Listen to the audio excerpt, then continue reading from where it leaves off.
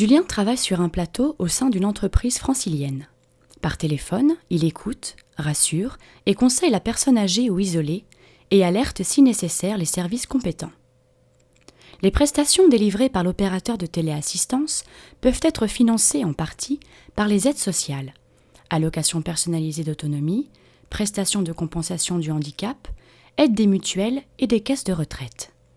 Le reste est pris en charge par les particuliers et leurs familles qui bénéficient éventuellement d'aides fiscales. Julien est opérateur de téléassistance, une histoire de famille ou presque.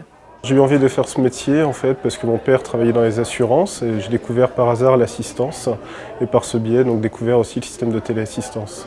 Mon métier consiste en fait à répondre à des appels de personnes âgées ou dépendantes lorsqu'ils ont besoin de parler ou alors lorsqu'ils ont eu un accident par exemple. Les systèmes de téléassistance, les personnes ont un médaillon qui est accroché au cours du cou. Elles peuvent s'en servir pour téléphoner, appeler même leurs proches aussi et donc le déclencher pour appeler donc la plateforme d'urgence. C'est nous qui évaluons si la situation est grave ou non et à partir du moment où il y a des éléments médicaux qui rentrent en compte, on transfère directement à un médecin. On fait intervenir en priorité les proches pour les aider à se relever ou pour divers besoins assez variés et au besoin aussi appeler les secours, SAMU ou pompiers. On suit une formation d'une semaine entièrement théorique. Après, on est intégré sur le plateau d'assistance avec des personnes plus anciennes qui nous montrent comment le travail fonctionne. Les qualités requises donc, sont surtout le calme, la patience, la rigueur, organisation et beaucoup d'empathie. Savoir se mettre à la place des personnes, comprendre dans quelle situation ils sont pour les aider. Ce qui peut être difficile, c'est parfois les horaires décalés, mais on s'y fait. Et des personnes dans des situations très difficiles qui parfois personnellement peuvent nous toucher. C'est un secteur qui recrute continuellement. Le profil est un peu particulier parce qu'effectivement il n'y a pas d'école de chargé d'assistance ni de formation type. Donc on va plutôt rechercher chez un candidat l'empathie qu'il peut avoir. Donc on essaie de ressortir dans le CV effectivement cette empathie en cherchant effectivement une personne qui aurait peut-être à un moment ou à d'autre fait un petit peu de bénévolat. Une personne qui a fait un petit peu de téléphonie, c'est un petit plus, sachant que chez nous, pas forcément ça qui va ressortir en priorité, c'est vraiment le côté aide aux personnes.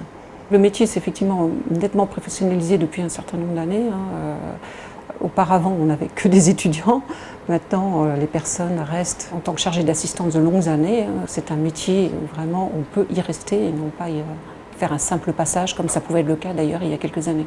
On cherche effectivement des personnes autonomes, puisqu'ils sont quand même amenés à travailler seuls, à un moment ou à un autre, à prendre des responsabilités.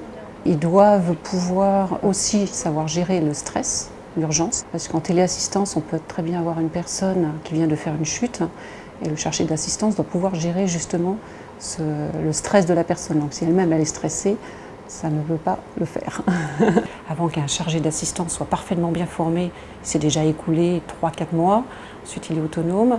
Et ensuite, il peut devenir formateur, pourquoi pas chef de groupe, donc superviseur au bout de quelques années. Moi, ce qui me plaît surtout dans ce métier, en fait, c'est venir en aide aux personnes qui sont dans le besoin. L'avenir ici, je me vois rester ici encore quelques années. Il y a pas mal de possibilités d'évolution en interne ou au sein du groupe.